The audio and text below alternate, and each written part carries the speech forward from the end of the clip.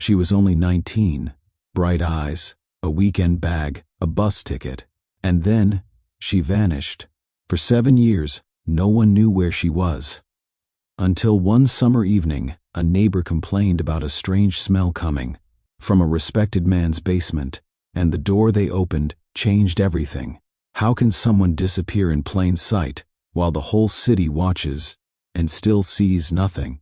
If that question chills you the way it chilled us, follow this channel for more real stories that reveal the hidden corners of human nature. Because sometimes the truth is far stranger than fiction. The first thing they noticed was the smell, not the ordinary rot of a dead rodent or moldy food, but something deeper, pungent, sour, layered with time. The kind of odor that seeped into walls, into the very bones of a house. Officer Radek covered his nose with the inside of his elbow as he stepped onto the porch of the Lewandowski residence, a modest white brick house on the edge of Czestochowa's sleepy suburbs. The call had come from neighbors, multiple complaints over the past week. Something in the basement, they said. The homeowner, Marek Lewandowski, had been out of sight for days, which was unusual for a man known for his punctuality and visible presence in the community. He worked with families in need, led outreach programs, and was often seen delivering groceries to the elderly on Sundays. Radek rang the bell. No answer. He called for backup. 10 minutes later, Officer Selina arrived. They circled the house, found the back door slightly ajar, just enough to feel the creeping draft from within. They entered carefully, flashlights raised, voices lowered. "Anything?" Selina whispered. Radek shook his head. The house was clean, too clean. The kitchen sink sparkled. A loaf of bread, rock hard with time, sat untouched on the counter. They found the basement door at the end of the hallway.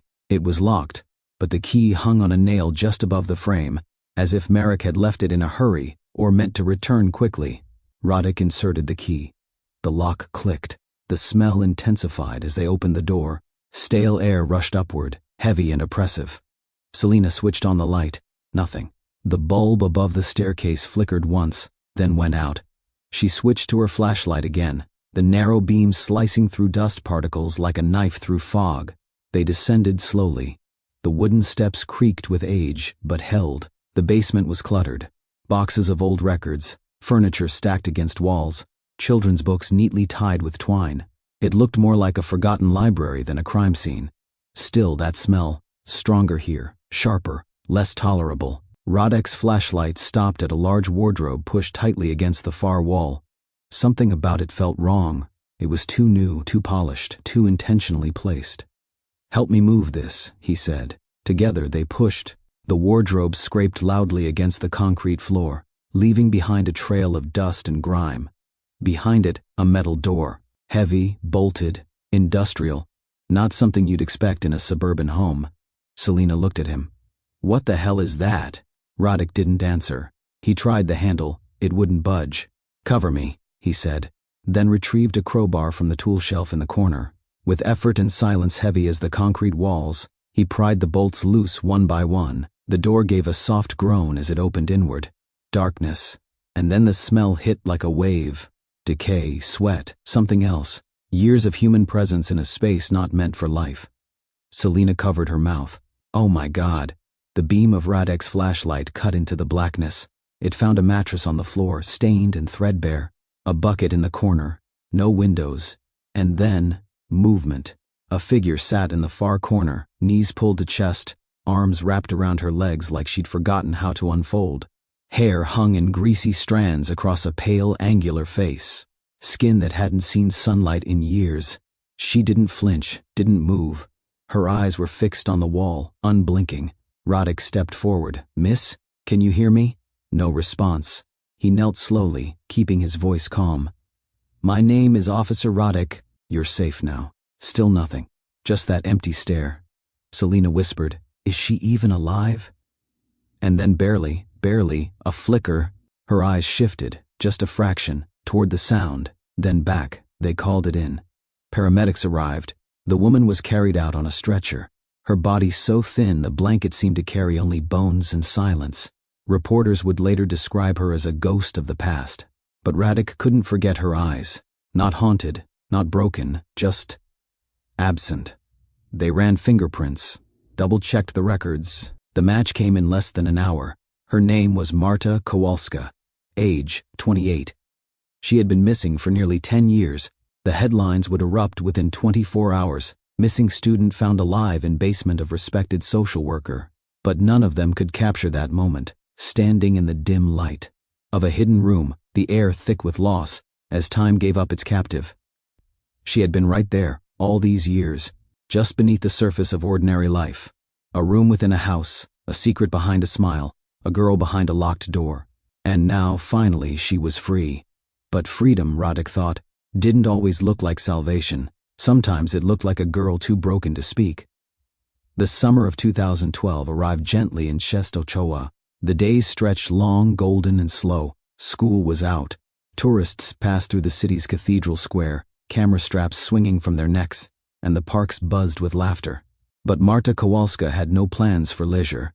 She was 19 and focused, with 1 year left, at the University of Opole, where she studied education. She was quiet, often keeping to herself, the kind of girl who never caused trouble, but always seemed like she carried something heavy in her thoughts. She lived in a modest, narrow house on a street shaded with linden trees, with her mother, Alizia, and her stepfather, Tomas. Her father had died when she was a child, and Tomas had entered their lives shortly after. He was well-groomed, worked at the local city office, and always knew the right words to say in public. In private, things were different. He rarely spoke to Marta unless it was to correct, instruct, or dismiss. Their relationship had become a cold formality, cordial, but never warm. On the morning of July 20th, Marta sat at the kitchen table, absently stirring her tea. Her mother, always rushing, handed her a plastic container of sliced apples. "Eat something on the bus," Alizia said. "Don't just drink tea all day." Marta nodded without looking up. She didn't plan to eat. She didn't plan to talk either. The air in the house was thick that day, one of those invisible weights that made your chest ache without understanding why. Her eyes flicked toward the window, where sunlight spilled onto the windowsill, and beyond to the street that would eventually take her away. She was headed to Opole to spend the weekend with her aunt. At least that's what she told everyone. The trip had been planned in haste. The night before, she'd argued with her boyfriend, Jakub. Not an unusual occurrence. They had always fought in waves, like any young couple, too emotional, too reactive. But this time, it had been different. Quieter, colder. Jakub had come by that night after work, hoping to talk. Marta had opened the door only halfway, her body blocking the entrance. "I don't want to argue again," she said. "I'm not here to argue," Jakub replied. "I just want to understand what's going on." Marta didn't answer. Her eyes were red, her hair pulled back roughly into a knot. "I'll call you tomorrow," she said and shut the door. She never did. The next day, she packed a small black bag, wallet, ID, her old Nokia phone, and some cash. No extra clothes, no books, nothing unnecessary. She didn't hug her mother goodbye. She said, "I'll be back Sunday," without eye contact. Her mother accepted it without question. Marta was an adult. She had made trips alone before.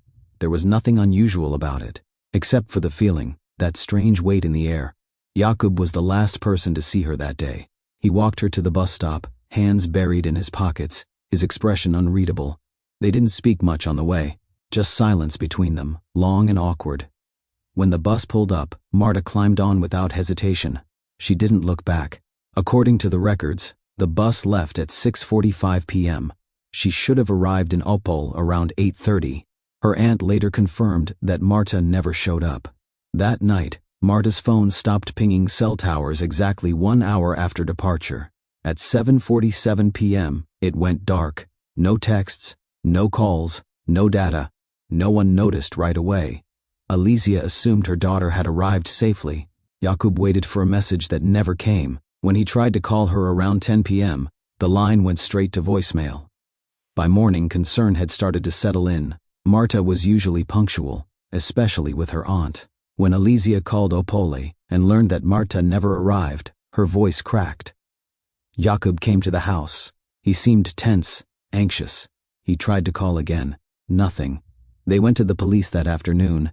At first, the officers weren't alarmed. Young women leave, sometimes to clear their heads, sometimes to make a point, sometimes for someone else.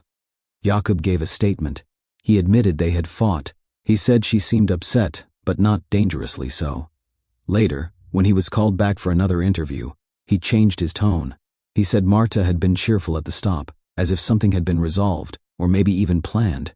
The police wrote it down and moved on. But the strange part came from an elderly neighbor, Mrs. Janina. She swore she saw Marta the next morning, walking down the street with a tall, thin man she didn't recognize. Marta didn't look distressed, she said. She didn't look afraid, just quiet. That single account blew open a door no one had meant to knock on. If Marta had vanished during the bus ride, how could she be back in town the next day? The investigation began to twist. Questions piled up. Why a one-way ticket? Why no luggage? Why did her phone stop working so precisely? Why had Jakub changed his story? And then, just like that, interest waned. Weeks passed, leads dried up, other cases arrived. Marta Kowalska became another name on the wall of unsolved disappearances, a girl who left, or ran away, or walked into something she never meant to. But the truth wasn't on the bus. It was underground. Jakub Nowak was not what you'd call complicated, at least not on the surface. He was 20 years old when Marta disappeared, slim, soft-spoken, the type of young man people described as a little shy but polite. He worked part-time at a printing shop, played guitar in a local garage band, and had been with Marta for almost a year. Their relationship was, according to friends, normal. Some ups, some downs, arguments, then apologies. Breakups that lasted a day or two, then faded, but nothing to suggest he'd be the center of a police investigation. At first, Jakub had been cooperative, eager even. He answered every question, showed them his messages with Marta, told them the exact time they'd met the night before she vanished. He told them about the argument, how she'd seemed distant, how he'd wanted to fix things, how she left on the bus alone, without saying goodbye. But then came the inconsistencies. It was a small detail, a shift in tone. In his second statement, Jakub said Marta hadn't seemed upset at all, that, in fact, she was smiling, calm, as though she was relieved. When asked why his story had changed, Jakub blinked, stumbled, then said, "Maybe I remembered wrong." That phrase, "maybe I remembered wrong," was repeated enough to raise eyebrows at the station. The officers didn't accuse him of anything directly, but they began to look closer. They checked his phone records, examined his location history, called his friends, and what they found wasn't damning, but it wasn't clean either. Jakub had told them he'd gone straight home after walking Marta to the bus, but his phone pinged cell towers all across town that evening, several stops between 7 p.m. and midnight.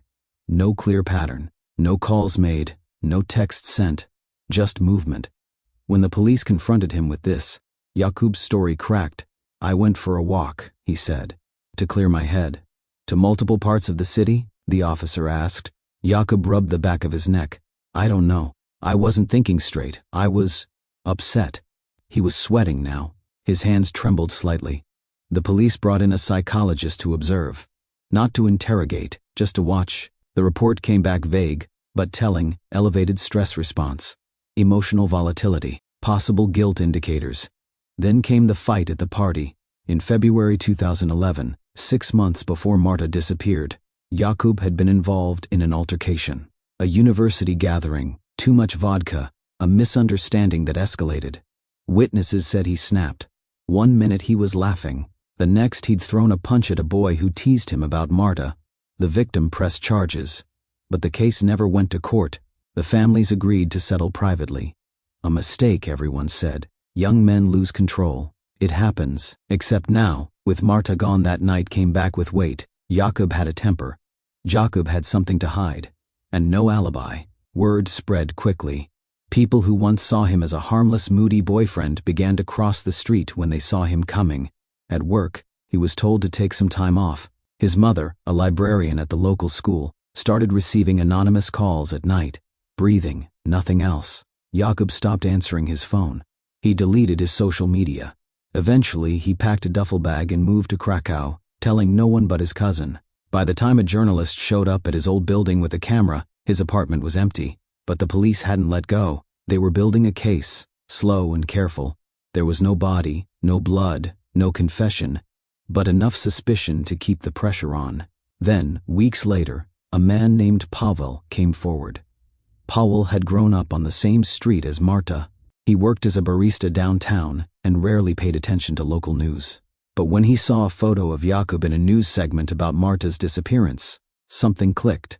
He told the police he had seen them, Marta and Jakub, arguing near the bus stop that evening. Not just talking, fighting. He grabbed her, Pavel said.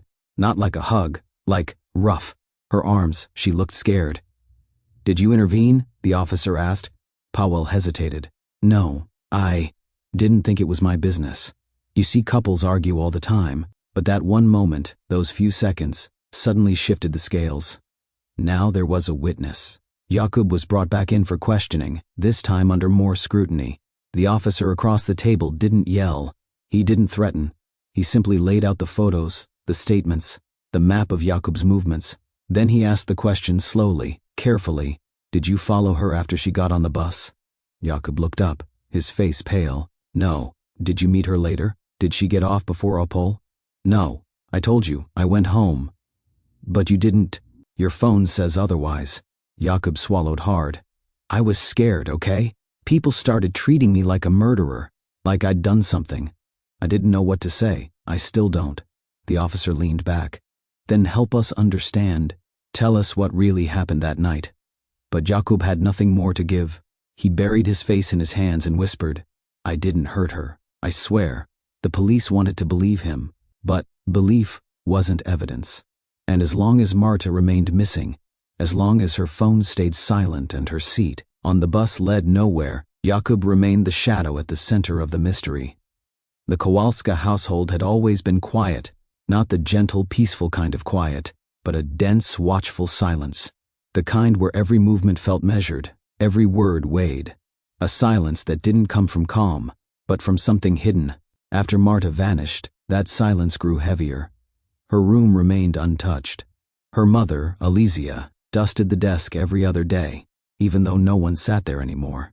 She folded and refolded the same bedsheet, avoiding eye contact with the framed photo on the wall. Marta, at 17, her hair braided, half smiling, as if unsure whether she wanted to be captured. Tomas said little in those first few days. When the police came to ask questions, he responded with polite, clipped sentences. Yes, she left Friday. No, I didn't see her that day. I was at work. He always added that part, I was at work, as if it were an anchor, a shield. He had a position at the local administration office, a role that required him to be dependable, clean, respected, and he was all of those things, at least in the public eye. But inside the home, there was something else. Neighbors described Tomas as stoic, firm, traditional. Friends of Marta, few as they were, remembered how she always changed the subject when his name came up. Once, at a birthday party, someone made a joke about strict parents. Marta smiled, but it didn't reach her eyes. She just said, "You don't know what it's like at home," one girl later told investigators. And then she didn't say anything else. The police began looking closer. They called Alizia back for a second interview. She sat with her purse clutched tightly in her lap, her voice low. She was quiet lately, she said. More distant. I thought it was because of school, or maybe her boyfriend. Was she afraid of anything? The officer asked. Alizia hesitated. No, not afraid, just reserved. She didn't share much. Did she get along with Tomas? This time the pause was longer. Yes, she said, but too quickly. The officer made a note. Later, during a more informal conversation, Alizia slipped. She mentioned that Tomas had been home for lunch the day Marta left. But he said he was at work all day, the officer pointed out. Alizia blinked, realizing her mistake. No, I meant, he came home to grab a file. He didn't stay. It wasn't anything. The inconsistency was small but meaningful. Then came the neighbor. Andrzej, a retired mechanic who lived 2 doors down, told police he had heard raised voices more than once coming from the Kowalska house. Mostly muffled, he said. But one time I was out front, and I heard her, Marta, shouting. Not like an argument, more like begging. What was she saying? They asked. She said, I can't do what you want, I won't. The quote, scribbled in a notebook, became a hinge in the investigation. Suddenly, the focus shifted from the boyfriend to the family, specifically Tomas. His alibi, previously taken at face value, was re-examined. Calls to his office revealed he hadn't clocked in until 11:30 a.m., the day Marta left. No one could confirm where he'd been between 8 and 11. When asked again, Tomas's tone turned defensive. "I already answered these questions," he said, his jaw tightening. "We need to clarify a few details. I've done nothing wrong. No one said you have. But we're trying to understand." He looked down. She was troubled. That girl always had secrets. What kind of secrets? Tomas didn't respond. Instead, he stood and asked if the interview was over. It wasn't.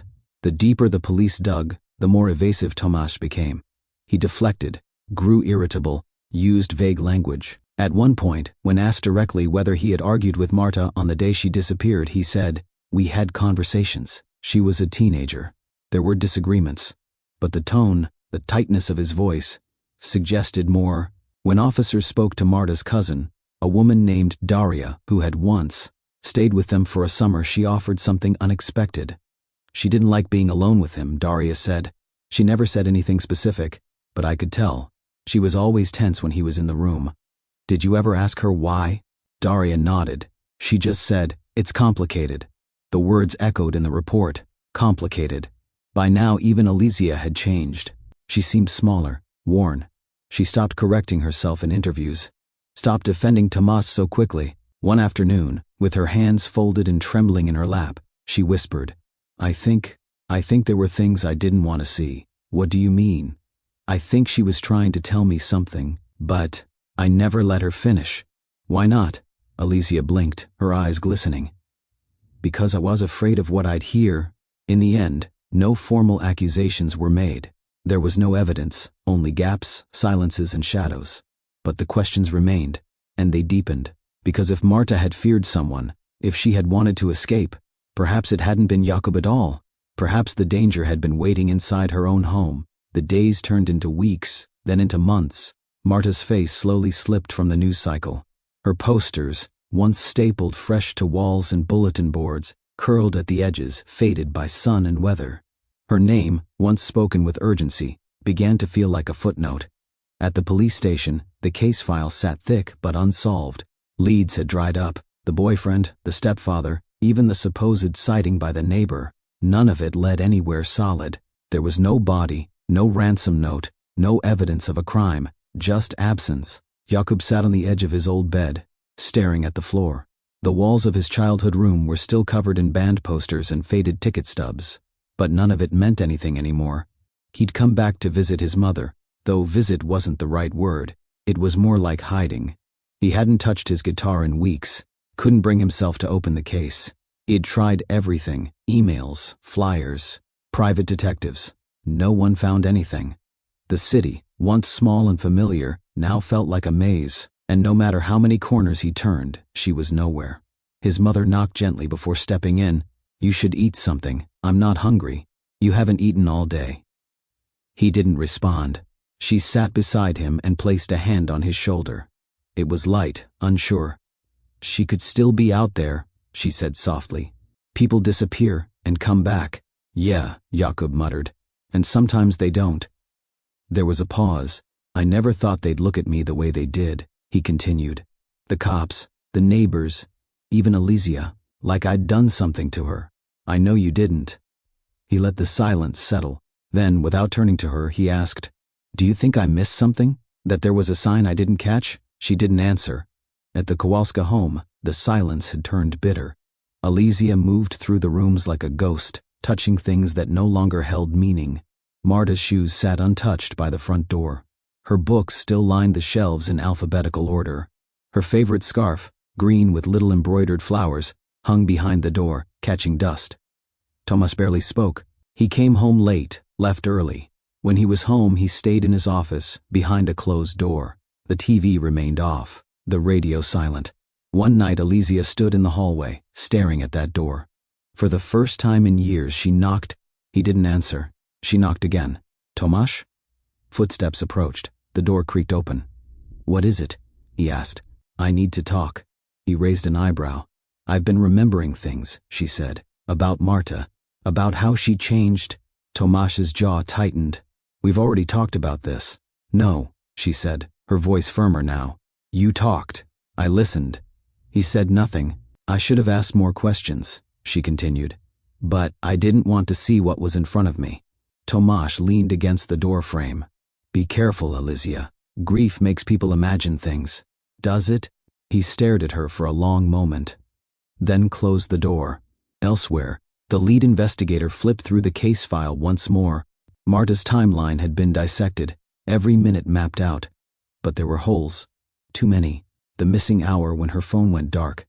The unverified sighting. The vague, contradictory statements. The stepfather's stony silence. He opened the folder that contained every photo taken at the bus station the night Marta disappeared. Blurry images, silhouettes mostly. He paused on one. A figure, tall and narrow, wearing a dark hood, just behind Marta. The enhancement team had tried to clarify it. The result was grainy at best. No facial features, no detail. Still, something about it nagged at him. He made a note in the margin. Unknown male, timestamp 1842, revisit. But nothing came of it. The case remained open. Marta remained missing. The cracks remained unfilled, and no one knew how close they were to the truth. The first thing she remembered was the sound of the lock. A heavy click, metallic and final, followed by silence so deep it pressed against her eardrums. Marta sat on the mattress, if you could call it that, barely more than a flattened heap of fabric and springs. The room was dark, not just dim, but whole, suffocating dark. The kind where your own hands disappear in front of your face. Time had stopped meaning anything here.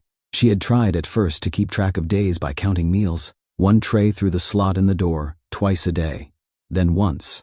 Sometimes nothing. The rhythm was off. He did it on purpose, so she'd lose count, so she'd forget. She didn't remember when her phone had been taken. Maybe on the bus, maybe right before she got in the car. She remembered his voice, polite but firm. "Let's talk, Marta, just for a moment. I think there's been a misunderstanding." She hadn't wanted to go with him, but he was calm. Calm men were harder to refuse. They didn't yell, they didn't threaten, they simply insisted. She thought he was just trying to explain something, a conversation maybe, a mistake, that she'd go home afterward, that it was nothing. It wasn't. The room was barely 8 feet wide. No windows, a single bucket in the corner. Concrete walls that sweated in summer and froze in winter. A vent above the door buzzed softly, but brought no relief. At first, she screamed. Then she cried. Then she whispered to herself, just to hear another voice. She sang old lullabies, the ones her mother used to hum while brushing her hair. She recited poems from school. She named every teacher she could remember, every street she had ever walked, every item in her bedroom from left to right, over and over, until her own thoughts became loops. Once, she scratched marks into the wall. One for each day, she thought, but the wall was rough, and her fingers bled quickly. She gave up after 27, or maybe 28. Time became a ghost. There were dreams, too, vivid, confusing. Sometimes she dreamed she was still on the bus, the seat beside her warm from the sun. Other times, she was underwater, screaming but no bubbles came out. The worst were the dreams where she was free, walking barefoot in grass or drinking cold lemonade on a bench, and then she'd wake up and the ceiling would be inches from her face again, and the air would be too thick to breathe. She learned not to hope in the morning. She learned not to cry at night. She didn't see Merrick often, maybe once a week, maybe less. Sometimes he'd open the door just enough to toss in food or new clothes. Sometimes he'd sit in the doorway and talk to her like a patient, calm voice through a cracked door. "I'm sorry, Marta. I really am. But you have to understand. It's complicated." She didn't answer.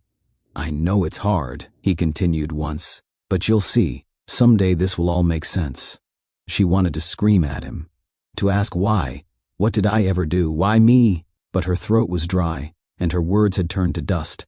There was no audience for outrage here. Only concrete, only darkness. One day, she couldn't say when, the lights flickered on. Just for a second. A flash, like lightning. She blinked rapidly, and the world around her appeared for the first time in months. The stains on the floor, the rust on the vent, the thin layer of dust that danced in the sudden light, then darkness again. But it was enough. Enough to remember color. Enough to remember that the world still existed. She clung to that moment for weeks. There was a mirror in her mind, once, a memory of her own face, sharp eyes, soft skin, a faint mole by her right temple. That she used to wear a silver chain, a gift from her aunt. She used to braid her hair when she was anxious. She forgot all of that. The girl in her memories became someone else, fictional, floating. Her voice lost its pitch. Her name felt borrowed. There were days, long empty days, when she forgot she was human. She became motion, instinct, breath and sleep. But sometimes, when the air shifted just enough to feel like wind, or when she caught a trace of sunlight under the door, she remembered. She remembered her mother's voice, sharp but kind. She remembered Jakub's guitar, always out of tune. She remembered books, long, heavy books, the smell of old pages, and she remembered the feeling of outside, grass under her feet, the sting of cold air, the warmth of July sun on bare shoulders. Those memories became prayers. She didn't know how long she had been there when the noise came. Not the usual metal clink of the food tray or the buzz of the vent. This was different. Footsteps, heavy, more than one pair. Voices, male, urgent. She pressed herself against the far wall, unsure if it was real. Her breathing grew shallow. Then, light, bright, full, overwhelming. The door groaned open, and the light swallowed the room whole. She raised a trembling hand to shield her eyes. A figure stepped inside. "Miss, can you hear me?" She didn't move. Another voice, softer. "You're safe now." She wanted to believe them, but her body didn't know how. Then came the hands, gentle, gloved, lifting her, carrying her. She was weightless. She floated. The world became noise and blur and motion. And Marta Kowalska left the room where days had no names. It was almost by accident. Detective Krawiec hadn't looked at Marta Kowalska's file in over a year. Not because he'd given up, but because there was nothing left to find. The leads had dried, the interviews turned to dust, and the city, with its endless churn of new crimes and fresh tragedies, had moved on. But that morning, a memo landed on his desk. An internal audit from the Ministry of Social Affairs. Dozens of cases were being reviewed, recipients of long-term assistance who hadn't been verified in years. Buried deep in the list, beneath names he didn't recognize, was one that stopped him cold. Marta Kowalska. Status, active. Category, individual support recipient. Last transfer 3 years ago. It didn't make sense. Marta had been missing since 2012. There was no proof of death, but no sign of life either. And yet, payments continued for 3 years after her disappearance. Krawiec circled the name with a red pen and called the audit officer. The conversation was brief and more disturbing than he expected. Yes, the account was verified at the time, the woman said, signed by a case manager. Who? There was a pause. Then Marek Lewandowski, that name he remembered. Everyone did. Lewandowski was more than a social worker. He was a symbol in the community. Awards, local press coverage, charity events. Always polite, always organized. Known for working with the city's most vulnerable, the homeless, the elderly, the overlooked. A man whose reputation seemed too clean. Krawiec leaned back in his chair. He pulled the Marta file from the cabinet and laid it out across the desk.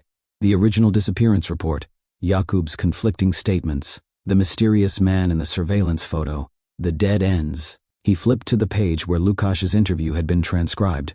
The witness who had claimed to see Marta talking to a man near the bus station on the day she vanished. At the time, it hadn't led anywhere. Lukasz hadn't known the man's name, only that he was tall, thin, maybe in his 40s, dark hair, glasses. Back then, the police had built a composite sketch. It was vague, too vague. No one could match it. But now, looking at it again, Krawiec saw something else. The outline. The posture. It wasn't exact, but it was close. He searched for a photo of Marek Lewandowski online. The first image that appeared was from a community event, smiling, suit jacket, clipboard in hand. A man you'd trust, a man you wouldn't question, and that's what made it dangerous. Aunt Krawiec drove to the social services office just before lunch. It was a modern building, glass, metal, polished floors. He asked the receptionist if Marek was in. "He hasn't worked here in almost 4 years, she said. "Why? I think he retired, or transferred. I'm not sure." He asked for his old records. She hesitated, but Krawiec flashed his badge. Inside the file drawer, Lewandowski's personnel folder was thin, too thin. There were no complaints, no warnings, just glowing evaluations. Yet something felt wrong. His final case notes included names of people who were later marked unreachable or relocated. One of them had also appeared on the audit list. Krawiec took copies and left. That afternoon, he drove to Lewandowski's listed residence, an old house at the edge of town, just past the train tracks, partially hidden behind hedges and an iron gate. It looked like something out of a storybook. White bricks, blue shutters, tidy garden, the kind of house where bad things didn't happen. He rang the bell. No answer. He walked the perimeter, noting the closed curtains, the faint smell of damp earth. He felt it again, that itch at the back of the neck, the sense that something didn't fit. Later that night he called his supervisor. "I think we missed something," he said, "years ago." The supervisor sighed. "You chasing ghosts again, Krawiec?" "Maybe, but this one has a name." It was the smell that broke the case open. Neighbors had started complaining about it days before. A heavy, sickly odor drifting from the Lewandowski house. At first, people assumed it was a sewage issue, then a dead animal. But it didn't go away. It lingered. Dense, clinging, unnatural. Detective Krawiec stood outside the house again, this time with a warrant in hand. The property looked unchanged. Same neatly trimmed hedges, same painted shutters. Nothing about it suggested danger. That was always the way with monsters, he thought. They wore quiet like armor. The officers entered through the front door. No forced entry, no signs of panic. The interior was immaculate, furniture polished, floors swept. There was even a faint trace of lavender in the air, as if someone had lit incense to cover something up. They split up. Krawiec moved through the living room, noting the rows of books, the framed certificates on the wall. Citizen of the Year, Outstanding Community Service, Advocate for the Voiceless. The irony wasn't lost on him. He headed down the hallway toward the kitchen. That's when he saw it, the basement door, closed, a brass lock fastened to the outside, old but sturdy. There were scratches on the floor nearby. Something had been moved. He called out, "I need someone down here." Officer Selina arrived seconds later. Together they unlatched the lock and opened the door. The smell hit instantly. Not just rot. Something more complex, a mixture of mold, unwashed skin, old sweat, and fear. They descended slowly, flashlights cutting through thick, motionless air. The stairs creaked under their weight. The basement, like the rest of the house, was tidy, but in a way that felt rehearsed. Boxes stacked neatly, cabinets labeled, too much order.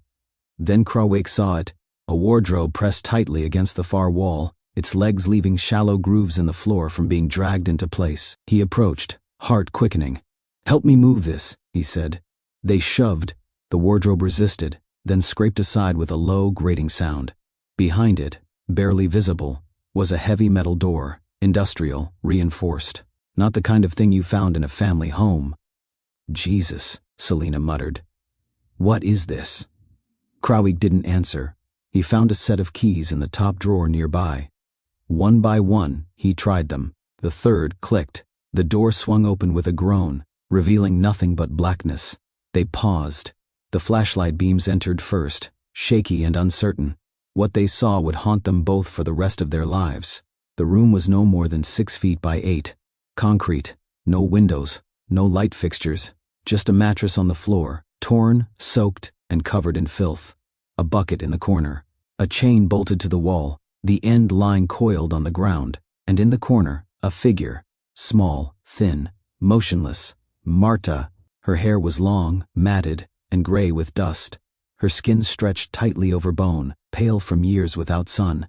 Her eyes were open but unfocused, staring into the far wall as if still trapped in some private nightmare. She didn't blink, she didn't speak. "Marta?" Krawiec whispered. No response. He stepped closer, carefully. "You're safe now, we're here to help." Her eyes shifted slightly, a slow, trembling motion, then stillness again. He crouched. "Do you remember your name?" "Nothing." Selina radioed for medics. Within minutes, the basement filled with noise, footsteps, voices, stretchers being wheeled down. But Marta didn't react, not to the sound, not to the light, not even to the hands that gently lifted her. Krawiec stepped back as the paramedics carried her up the stairs. He had seen many things in his career, crimes of impulse, crimes of passion. But this was different. This had taken planning, patience, control.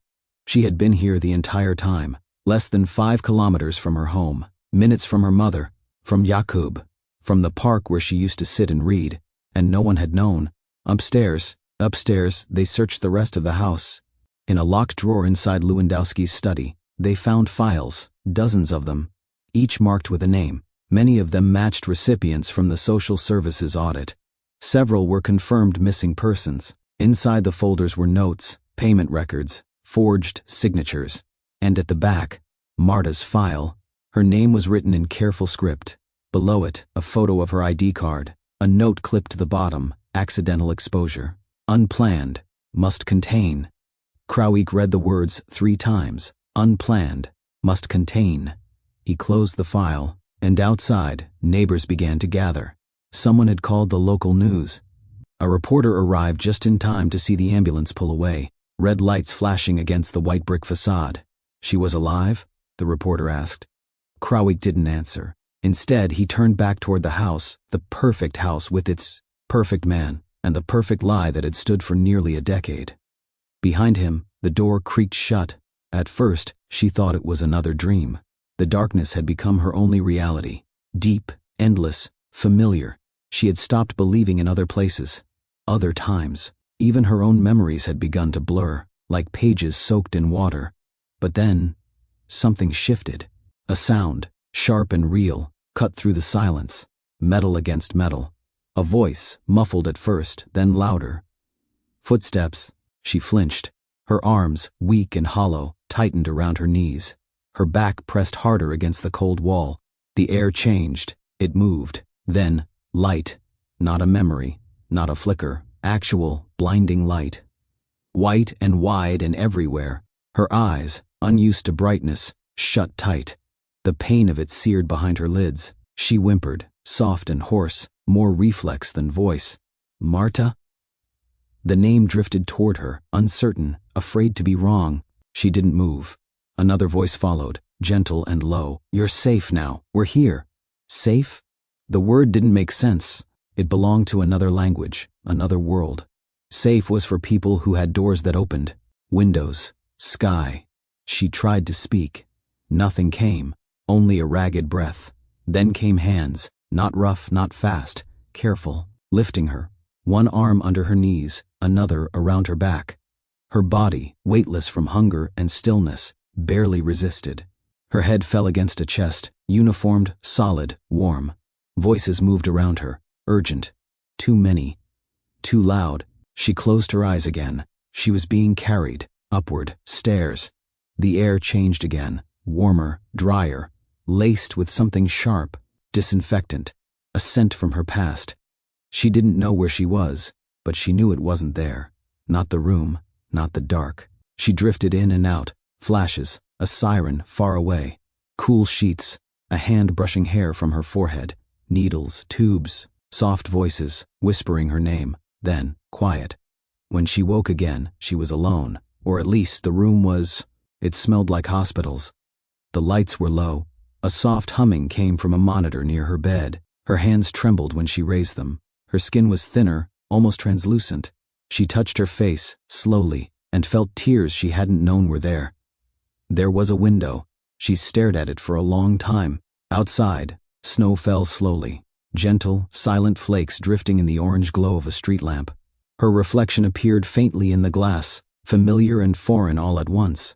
She didn't recognize her own eyes, but they were open, and they were watching the light. By the time the police returned to the Lewandowski house with a second warrant, Marek was gone. The neighbors didn't notice at first. He had always kept to himself, polite but distant. His garden was trimmed, his mailbox empty. No one had seen a moving truck, no shouting, no chaos. Just quiet, too quiet. Detective Krawiec stood in Marek's study again, staring at the empty drawers, the missing hard drive from the desk. The closet had been cleared. A suitcase was gone. He knew we were coming, Selina said. Or he knew someone would, Krawiec muttered. They found nothing but shadows. But then the first mistake came. That afternoon, a withdrawal was made at an ATM in Tarnowski Gori, 40 kilometers north. The card used belonged to a man named Tomas Jurek, officially listed as deceased since 2016, a name that appeared in Lewandowski's falsified case files. CCTV footage showed a tall man in a dark coat, wearing a hat and scarf that concealed most of his face. But the gait, the posture, It was him. Another withdrawal followed 2 hours later in Opole, then another the next morning near Wrocław. He was moving west, fast. He's trying to reach the German border, Krawiec said, probably by train. He knows the roads will be watched. They alerted border control, distributed his image. Every bus station, every train platform was placed on alert. It became a race against time. Meanwhile, Krawiec retraced the money trail. The accounts Lewandowski used were old but active, registered under false identities that had once belonged to the vulnerable, homeless men, the mentally ill, the long forgotten. He'd built a network of ghosts, people no one missed. Marta had been the exception. She'd seen something she shouldn't have, maybe a document, maybe a phone call, maybe nothing more than a name spoken aloud at the wrong moment. And that had been enough for him to panic, enough for him to disappear her. And now, with the truth unraveling, he was doing it again. At 6:40 p.m., on a rainy Tuesday, a tip came in from a ticket clerk at the train station in Legnica. A man matching Marek's description had bought a one-way ticket to Zgorzelec, the last Polish town before the German border. Departure time, 7:05 p.m. Krawiec and his team were already en route. They were 20 minutes away. He radioed ahead, "Hold the train, block platforms," quietly. When they arrived, the station was already under surveillance. Officers in plain clothes moved through the crowd, eyes scanning, ears tuned. And then, they saw him. Marek was walking calmly toward platform 4, a small black duffel bag in hand. No signs of panic. His coat was pressed, his shoes dry. He moved like a man who still believed he could vanish into the night. Krawiec followed from behind, closing the distance with each step. "Marek Lewandowski," he called out. The man froze. He didn't turn. For a moment, he simply stood there, as if considering his next move, calculating his odds. Then, he ran. Through the platform, down the stairs, across the rain-slicked pavement. Officers gave chase. Footsteps thundered. Whistles blew. Commuters gasped and stepped back. He cut through a side gate and onto the street, weaving between cars, his bag swinging wildly. Krawiec followed, breath burning in his chest, heart pounding. Marek turned into an alley and met a dead end. He stopped, panting, shoulders hunched. Behind him, Krawiec raised his voice, steady. "It's over." Marek didn't move. Rain tapped the brim of his hat. He turned slowly, the expression on his face unreadable, something between exhaustion and relief. "I never meant for it to go this far," he said. "That won't help you now." Marek dropped the bag, and with it the mask, and back at the station, under the harsh light of the interrogation room, Marek Lewandowski confessed. Not immediately, but after hours of silence, as the evidence mounted and the images of Marta's room were laid out before him, he cracked. He spoke softly, like a man telling a bedtime story. "She heard something," he said. "I was outside the station. I was on the phone. I didn't think she was close enough to hear, but she was. Just standing there, waiting for the bus. She looked at me, I looked at her, and I knew." Krawiec didn't interrupt. "I told myself I'd explain, that I'd calm her down, but I couldn't risk it. I didn't plan it. I just reacted. And after that, I kept telling myself it was temporary, a week, then 2. But I couldn't stop." She became a reminder, a witness, a weight. He paused. "I started bringing her food, clothes, books, but she didn't speak. She didn't move. It was like she disappeared even before I locked the door." Krawiec stared at him. "She was 19. Marek nodded slowly. "I know." The courtroom was packed. It had been nearly 10 months since Marta was found. 10 months of headlines, analysis, public fury. The city, once quiet and sleepy, had become the center of a national storm. Cameras lined the steps of the courthouse. Reporters jostled for position behind barriers. Satellite trucks hummed outside like steel wasps. Inside, the air was heavy. The judge entered. All rose. Marek Lewandowski sat at the defendant's table, dressed in a plain gray suit, thinner than before, his hands folded neatly in front of him. He didn't look around. Not at the gallery, not at the press, not at Marta. She was there. Second row. Pale blue scarf, hair cropped short, shoulders hunched like she was bracing for a blow that might never come. Alizia sat beside her, one hand resting lightly over her daughter's wrist. On the other side sat Jakub. He hadn't spoken a word since they entered.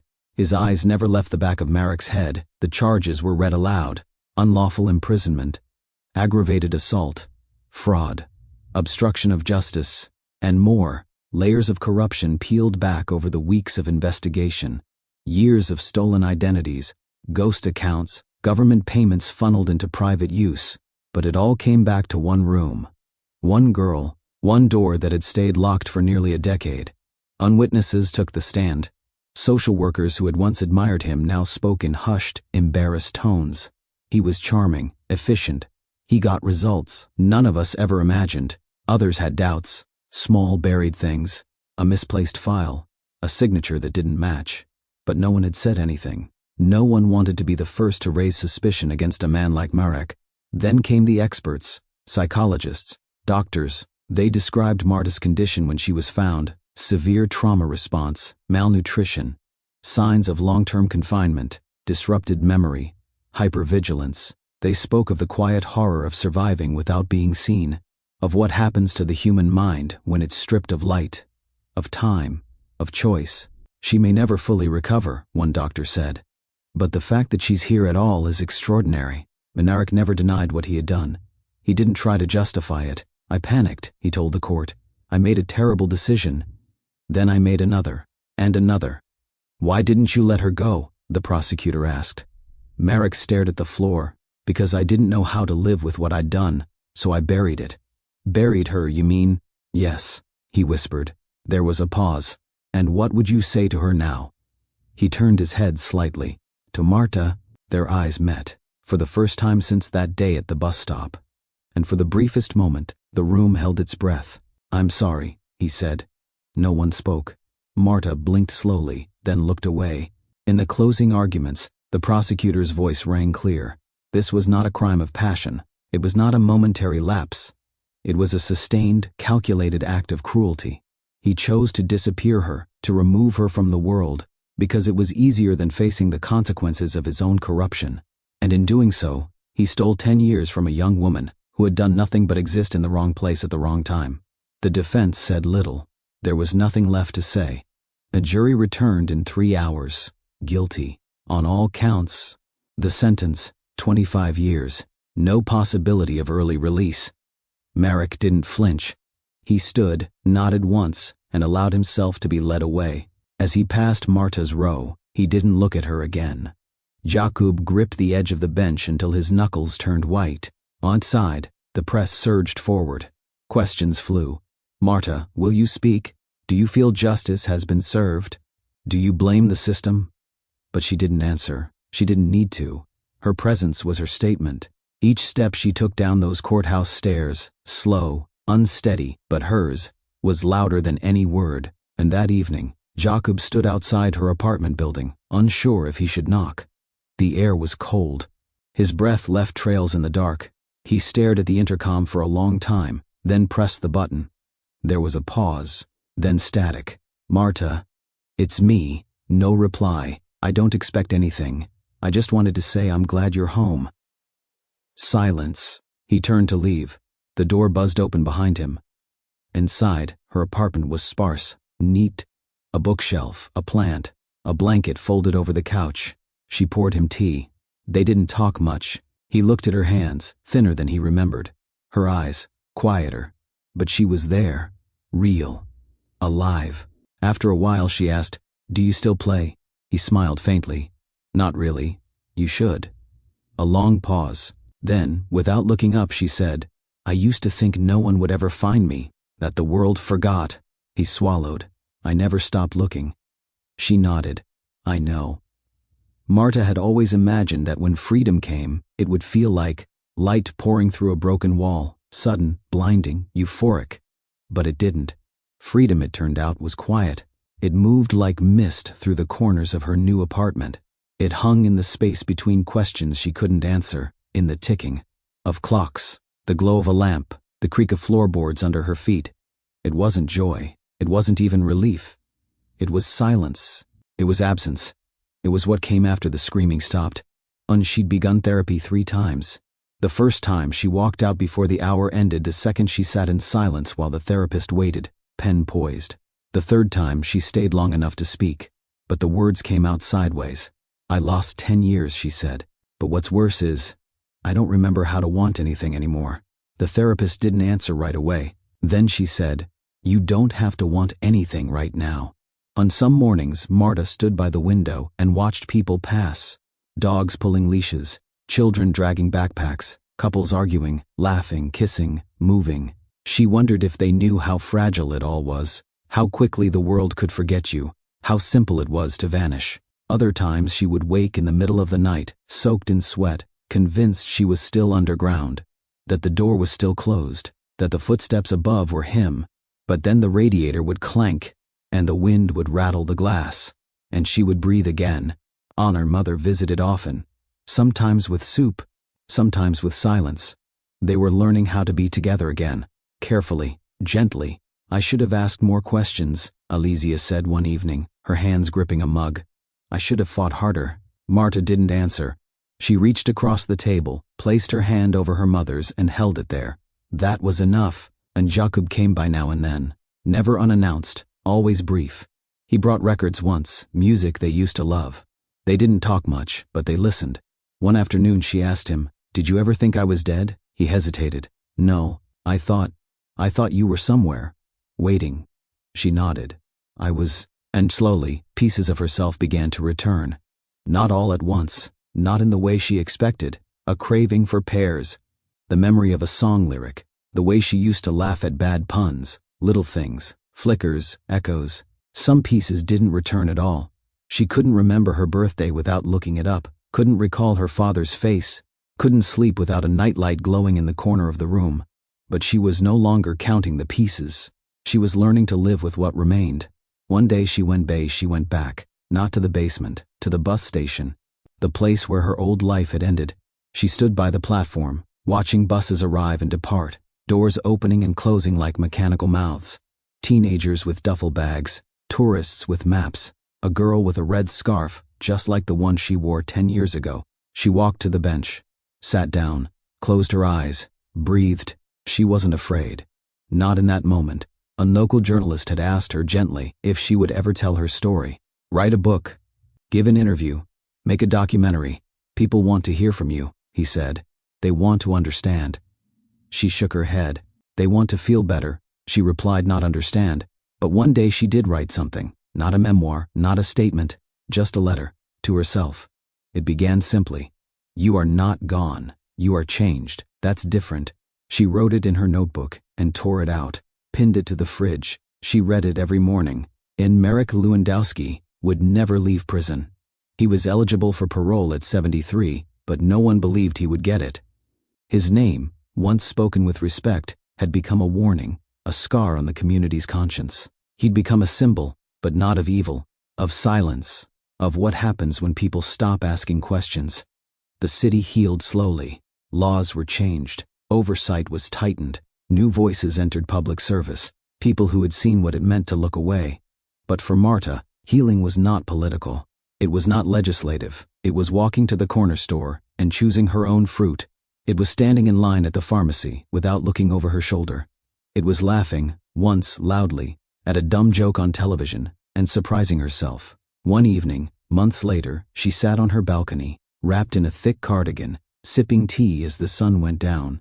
Jakub sat beside her, a book in his lap. They hadn't said much in the last hour. "Do you ever wonder what it would have been like?" she asked suddenly. "What, if none of it happened?" He didn't answer right away. "Sometimes," he said, "but then I remember, I'm here now, you're here, that's all I care about." She looked at him, really looked, then she smiled. Not a wide smile, not the kind you give to strangers, but a real one, the kind that says, "I see you, and I'm still here." She wasn't the same girl who boarded that bus in 2012.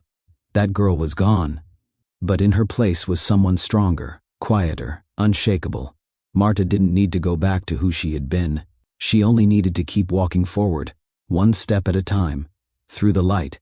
Sometimes what we lose can never be reclaimed. Time, innocence, the version of ourselves that once laughed without fear. But survival, real survival, isn't about returning to who we were.